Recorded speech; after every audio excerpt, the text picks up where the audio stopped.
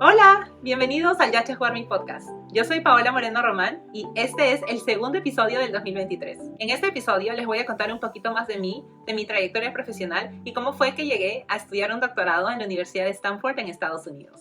Para comenzar, como ya dije, me llamo Paola Moreno Román, yo soy de Perú, nací y crecí en Lima, Perú, en 1990. Ahorita tengo 32 años y me gradué del doctorado hace 3 años en el 2019. Qué rápido pasa el tiempo, wow. ¿3 años? 3 años y medio, casi. Wow, qué rápido. La razón por la que decidí compartir mis experiencias es porque en el camino aprendí diversas cosas que espero que te sirvan en tu propio camino personal y profesional. En honor a este episodio, estoy usando un polo, una camiseta de Stanford, que me la regalaron hace unos años. Y bueno, ahora hablando de mi historia, mi amor por la biología comenzó desde que yo era muy pequeñita. Yo creo que diversos factores se juntaron para que yo tuviese esta curiosidad por observar las cosas alrededor mío. Una de ellas es que, bueno, soy hija única, igual crecí con mis primos que son como mis hermanos, pero desde pequeñita siempre me gustó observar un montón de cosas. Les voy a contar una de las memorias que tengo de cuando era pequeñita, de uno de los momentos que digo, wow, sí, de verdad me gustaba muchísimo observación y biología y, bueno, estudio de la vida en general. Aunque yo nací y crecí en la costa, mis orígenes son de la sierra, de las montañas. Mi mamá es de Apurímac, mi papá es de Ancash, ambos se conocieron en Ica, se mudaron a Lima y ahí fue que nací y crecí yo. Pero ellos a veces recibían encomiendas de familiares que vivían en la sierra. Y particularmente en el caso de mi mamá, recuerdo que cuando era niñita alguien le mandó una encomienda y pues creo que se malogró o algo así y llegaron, no recuerdo si era maíz o papas, pero cuando los estaban abriendo encontraron unos gusanitos. Bueno, yo siempre quise tener mascotitas de chiquita, creo como la mayoría de niños que quieren tener un perrito, un gatito, un lorito, un conejito, algo, alguna mascotita. Pero como no teníamos espacio, vivíamos en un lugar muy, muy pequeño y además tampoco teníamos tantos recursos económicos, tener una mascota no era opción. Así que lo que yo hice fue coger uno de esos gusanitos, creo que se llaman Otoskuru. Bueno, voy a confirmar ese dato y voy a ponerlo en la edición del video. Cogí uno de esos, cogí una botella de gaseosa, la corté y la llené de tierrita y ahí puse mi gusanito y me gustaba observarlo un montón.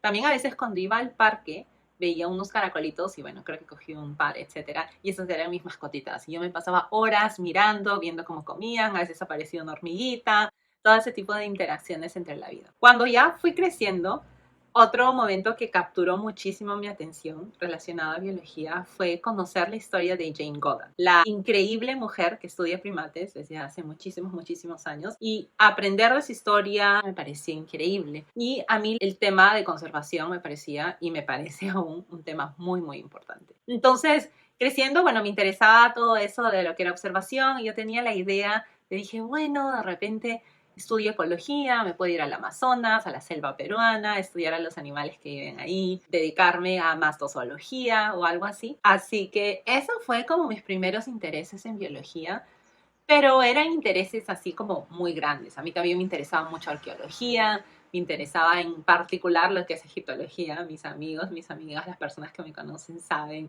lo muchísimo que a mí me interesaba egiptología y diversas otras cosas más. Entonces, bueno, pasó primaria, pasó secundaria y cuando ya estaba terminando secundaria llegó la hora de escoger, ok, voy a ir a la universidad, ¿qué carrera voy a estudiar? Y estaba entre muchísimas carreras. Las carreras que me interesaban, además de biología, eran psicología, publicidad y marketing y trabajo social, especialmente enfocado en niños, niñas en orfanatos. ¿Y cómo fue que decidí entre todas estas carreras biología? Bueno, la verdad fueron varias cosas que sucedieron en ese momento. Una de las más grandes fue definitivamente mi interés en genética y fue porque tuve personas muy cercanas a mí que comenzaron a enfermarse de diversas enfermedades y no voy a ahondar porque son temas personales, pero como que pusieron el bichito en mi cabeza de entender cómo se desarrollan las enfermedades y el rol de la genética y de la predisposición en el desarrollo de algunas enfermedades. Entonces fue más o menos como un poco de interés y las cosas se acomodaron y al final sí decidí ir a biología, estudié eso en la Cayetano. Al inicio, cuando yo decidí estudiar biología, mis papás no estaban muy felices al respecto, ya que la veían como una carrera muy interesante, como carrera sí, pero en el ámbito profesional que probablemente se me iba a hacer un poco difícil encontrar un muy buen trabajo y no comprendían totalmente qué es lo que yo podía hacer como bióloga, además de enseñar biología en algún colegio. Entonces ahí fue que el rol de un tío, el hermano mayor de mi mamá, fue muy importante en dar como ese empujoncito. Recuerdo esa conversación que él tuvo con mi mamá y con mi papá. No sé si él se acordará, si mi tío se acuerde, pero él les dijo que a él le hubiese gustado estudiar genética, biología, si es que no hubiese estudiado medicina, que fue la carrera que él decidió estudiar. Entonces, eso yo creo que ayudó. Yo sí vi al menos el cambio en mis papás después de esa conversación y cómo se volvieron más supportive, cómo me apoyaron más en mi carrera. Y algo que yo quiero mencionar en todo este proceso es que por más que mis papás siempre me apoyaron, no tuve esa mentoría, y es por eso que cuento esta experiencia de las cosas que yo hice sin darme cuenta que eran importantes. Entonces en la universidad comencé, llevé a los cursos, y uno de los cursos que capturó mucho mi atención fue biología molecular y microbiología. Entonces yo cuando entré en verdad a biología, sí, estaba interesada en genética, pero también me gustaba muchísimo conservación y todo lo que era ecología. Pero al aprender un poquito más de microbiología y de biología molecular, me comencé a interesar muchísimo más en esos temas. Entonces, decidí unirme a un laboratorio para hacer investigación. Y ese es el primer consejo que tengo a todos aquellos que están interesados en hacer un doctorado en el extranjero, es que es muy importante la experiencia de investigación a nivel de pregrado. A mí en ese momento nadie me dijo, fue porque me dio mucha curiosidad, y yo me uní al laboratorio ese verano y luego el siguiente verano me uní a otro laboratorio y fue donde me quedé, que fue el laboratorio de la doctora Patricia Shin en la Universidad Peruana Cayetano Heredia, donde estudiábamos Mycobacterium en tuberculosis. Yo en ese verano creo que me uní desde mi tercer año y estuve hasta que terminé la universidad y hasta que viajé a Estados Unidos. Entonces sí, lo primero, experiencia de investigación es súper importante. Lo segundo que es súper importante y te va a ayudar un montón es si tienes una publicación como estudiante de pregrado, una publicación científica. Y en mi caso la tuve.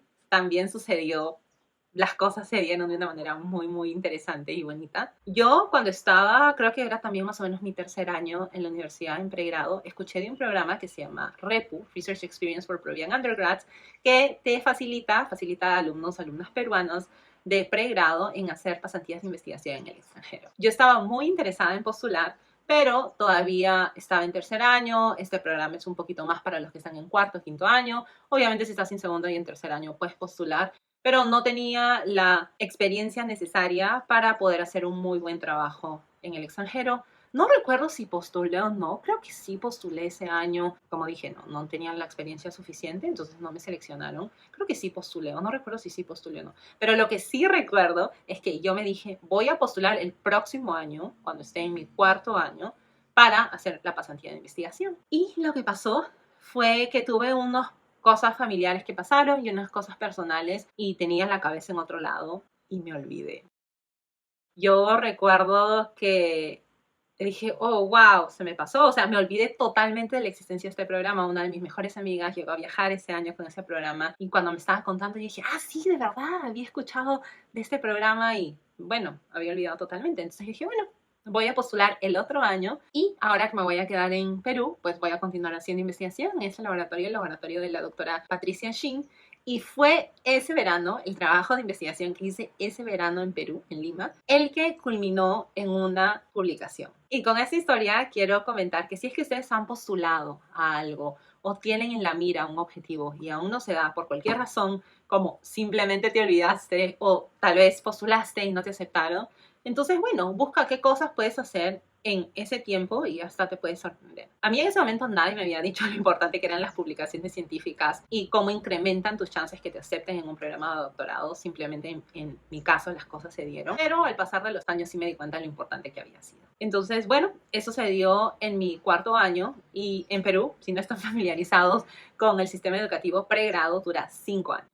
Y en mi quinto año fue que yo postulé este programa de pasantías. Para eso ya tenía bastante experiencia en investigación en diversos laboratorios y específicamente enfocado en este laboratorio de Mycobacterium tuberculosis. Ya tenía esta publicación científica. Otra cosa muy importante que te piden es un muy buen nivel de inglés, ya que vas a estarte comunicando con personas que hablan inglés, ir a journal clubs en inglés. Entonces, esa es una habilidad muy, muy importante. Y postulé al REPU en mi quinto año, me aceptaron y viajé al terminar mi quinto año, justo cuando terminaba la universidad. a Yale University, a la Universidad de Yale en Connecticut, en Estados Unidos, para hacer una pasantía de 3 meses de investigación, que al final me la extendieron por un mes más, me quedé 4 meses ahí. Fue una experiencia increíble. Algo que me marcó las primeras semanas que estuve ahí en el laboratorio fue lo rápido que era poder conseguir reactivos.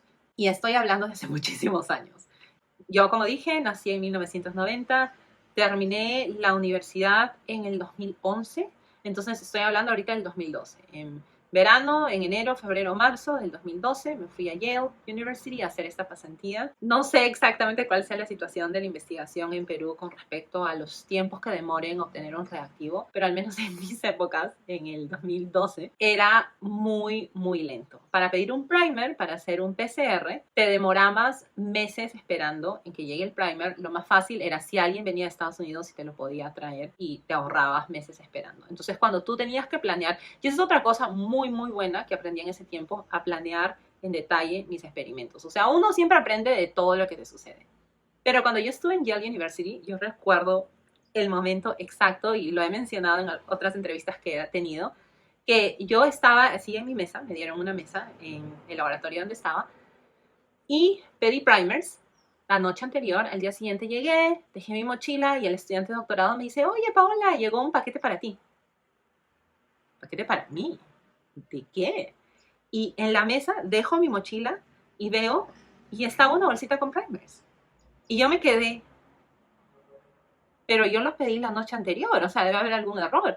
Me dijeron, no, esos son tuyos. Y sí eran los que había pedido. Y mi cerebro explotó, porque yo ya sabía que para seguir creciendo profesionalmente tenía que irme al extranjero para seguir estudiando, maestría, doctorado, etcétera, trabajar tal vez. Pero fue en ese momento que la idea lógica se hizo real, que no había punto de comparación, al menos, quedarme en Perú. Y yo hablo de mi experiencia propia. El camino de cada persona es diferente, al menos para mí. En ese momento se me aguaron los ojitos, se me cayeron un par de lágrimas y me senté. Porque una cosa es decir, sí, me voy a ir a otro país por Dios sabe cuántos años para estudiar, vivir, etcétera. Y otra cosa es que no sea solo una palabra o idea, sino que sea algo concreto. Recuerdo sentarme y tenía la bolsita en mis manos, la apachurré y wow, o sea, me quedé procesando todo eso. Y esa experiencia de la pasantía no solo fue muy enriquecedora a nivel profesional, sino también a nivel personal, ya que pude conocer alumnos de doctorado. Y es otra cosa que me sorprendió muchísimo, porque yo sí había escuchado de un doctorado, sí sabía que era un doctorado, pero yo asumía que uno hacía un doctorado pues cuando ya era mucho mayor, en sus 50 años, después de terminar tu carrera, hacías una maestría, te establecías en tu campo y ya muchísimos años después hacías un doctorado. Pero conocí alumnos de doctorado que habían hecho un doctorado después de pregrado y tenían solo un par de años más que yo que estaban en el doctorado. Y yo me quedé, oh, interesante, yo también puedo hacer eso. Entonces, cuando regresé a Perú, decidí postular al doctorado y postulé a diversas universidades. El consejo que me dieron fue que postule a un montón de universidades de diversos niveles para incrementar las chances de que pueda entrar alguna. Pero de modo personal, para mí era, bueno, yo quiero postular a una universidad donde de verdad esté súper emocionada ir. No simplemente es como que, bueno, me aceptaron y me voy, sino una universidad en la que yo diga, wow, yo de verdad quiero ir. Bueno, eso fue lo primero. Y lo segundo es que el proceso de postulación no es extremadamente caro, pero sí cuesta. Y a mí me daba mucha como pena, como mi corazón se sentía un poco congojado de tener que gastar, o sea, bueno, tal vez una aplicación sí se puede pagar, pero multiplícala por 5 o por 7 o por 10 o por 15, o sea, sé que hay personas que postulan a un montón de universidades. Y pues se hace un monto muy, muy grande. Y ahí yo sí tengo que agradecer muchísimo a mis papás porque yo hablé con ellos y me dijeron, mira, hijita, tú del dinero no te preocupes, aunque sea rebuscando entre las piedras, pero vamos a encontrar. Entonces ellos me dieron esa calma porque yo dije, un momento dije, bueno, yo en verdad ni siquiera quiero postular, creo, porque esto está muy costoso. Pero por su empuje, continué el camino de postulación. Tuve que dar unos exámenes. En esa época era mandatorio que des el examen del GRE. Ahora muchísimas universidades lo han hecho opcional. Todos los pasos fueron tomar el examen, escribir unos cuantos ensayos, llenar los formularios, mandarles tus notas, etcétera, etcétera, etcétera. Y acá viene otro punto que yo había hecho bien en mi vida y que nadie me había dicho que me iba a ayudar muchísimo para el doctorado y que luego descubrí que sí fue súper importante años después, que fue hacer actividades extracurriculares. A mí siempre me ha gustado muchísimo el tema de ayuda social desde que era chiquitita y yo eso se lo agradezco también muchísimo a mis papás, ya que por más que no teníamos muchísimo dinero, bueno, en verdad no teníamos casi nada de dinero cuando yo era pequeñita y luego fuimos volviéndonos más estables económicamente, siempre me inculcaron el valor de compartir lo que tienes con otros que también están en necesidad. Y siempre sentí una especial afinidad por los niños y niñas en necesidad. Entonces, ni bien cumplí 18 años, porque esto era algo que yo quería hacer desde antes, pero como era menor de edad, mis papás no me daban permiso. Pero ni bien cumplí 18 años, me inscribí como voluntaria en el área de pediatría en el Hospital Rebagliati. Entonces yo iba casi todos los fines de semana a pasar un tiempo con los chicos, con los niños en el área de pediatría. Me quedaba con ellos pintando, jugando, enseñándoles matemáticas, mientras sus papás podían ir a almorzar o descansar o bueno, los papás estaban con los nenes siempre en pediatría. Entonces yo hacía eso mucho y también comencé a visitar aldeas infantiles, que es una casa para niños, niñas cuyos padres no están presentes o cuyos padres han tenido problemas económicos, etc. Entonces ellos les proveen diversos servicios de cuidado. Entonces yo iba a hacer voluntariado ahí, también pasar tiempo con los niños, hacer diversas actividades con ellos, coordinando con otros voluntarios. Me involucré muchísimo en voluntariado en aldeas infantiles y me encantaba hacer eso. Y yo lo hacía porque me llenaba, me daba muchísima alegría poder compartir mi tiempo y mi energía con ellos los fines de semana. Esa era algo que llenaba mis fines de semana. Cuando yo comencé a escribir algunos ensayos para el doctorado, no muchas personas conocían que yo hacía eso. Y a mí me daba, la verdad, vergüenza hablar de eso. Yo sentía que hablar de eso y contarle a otras personas restaba el valor que yo le daba, porque yo no hacía eso para contarle a la gente, para ponerlo en redes sociales. Yo hacía eso porque me nacía hacerlo y no quería que nadie sepa, no porque me avergonzaba, sino porque era algo muy privado. No quería que sientan que lo hacía para que la gente lo vea, sino yo, o sea, sentía que le iba a quitar la pureza a la acción. Sé que es una opinión un poco distorsionada, pero era mi mente de niña, adolescente, adulta, joven, que estaba recién aprendiendo algunas de esas cosas y ahora obviamente pues valoro por lo que es y no tengo ningún problema contárselo. Lo estoy haciendo ahorita en este episodio. Así que hablando con alguien del programa Repu, cuando estaba haciendo esto, me recomendaron incluirlo y primero añadí como una oración chiquita, ¿no? Porque me preguntaron como que, y bueno, ¿no? Cuenta un poquito más de qué otras actividades has estado haciendo, además de lo académico. Y al final, poco a poco, me comenzaron a sacar más información y pude incorporarlo en alguno de mis ensayos y yo de verdad creo que eso también ayudó un montón, porque al menos en Stanford, y estoy segura que muchísimas universidades, no solo buscan a personas que son inteligentes, o sea, niños, niñas inteligentes existen en muchísimos lugares. Eso es súper importante. Tener buenas notas, tener experiencia de investigación, si tienes alguna publicación en pregrado, es como que lo básico que buscan. O de repente algunos que trabajan después de pregrado y tienen también mucha experiencia de investigación en ese nivel. Esas son cosas que casi todas, por no decir todas las universidades, en mi opinión, buscan. Alumnos que son académicamente brillantes con mucha experiencia de investigación práctica, no solo teórica, ojo. Pero también que sean líderes en diversas partes de su vida. Y como yo estaba muy involucrada en la organización de estos eventos de ayuda social, yo creo que eso me ayudó bastante en el proceso de aplicación. Yo estoy hablando de en base a mi experiencia, las cosas que me sirvieron y que aumentaron las chances que me acepten en Stanford. Así que ese es otro punto que quiero mencionar en la lista. Creo que es el cuarto punto, si es que no me olvido, que es ¿cuál es tu superpoder? ¿Cuál es el área en la que sobresales, en la que eres un líder, además de obviamente ser bueno académicamente, tanto teórico como en práctica? Como mencioné, yo le digo a esto como un superpoder. Yo tuve una amiga en el doctorado que ella era una bailarina profesional de salsa.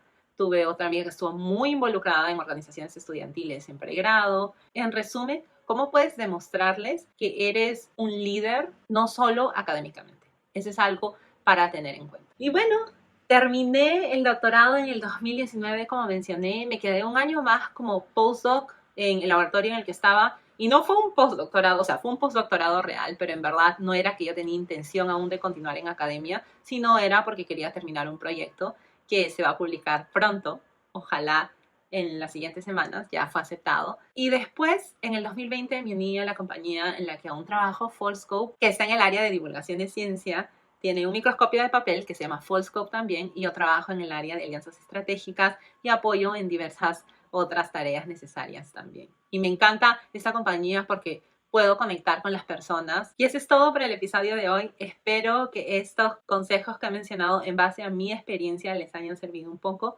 Tal vez a futuro haga otro video hablando un poquito más en detalle de mi experiencia en el doctorado y lo que aprendí ahí. Pero esto es en resumen las cosas que yo hice sin darme cuenta durante mi crecimiento hasta antes de postular al doctorado, que yo siento y creo, y en base a las conversaciones que he tenido con otras personas, me ayudaron a que me acepten en el doctorado en Stanford.